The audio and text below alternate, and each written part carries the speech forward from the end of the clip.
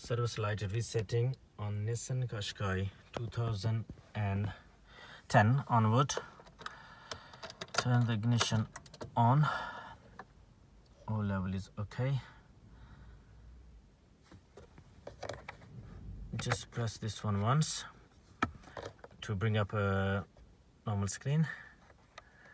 Turn this trip button to the right and then scroll down to maintenance, and press once. Then scroll down to service, press once, and scroll down to reset. That's it. That's all done. It's on 18,500. So it's done. Please subscribe to my channel to get the latest videos. Thanks for watching. Bye.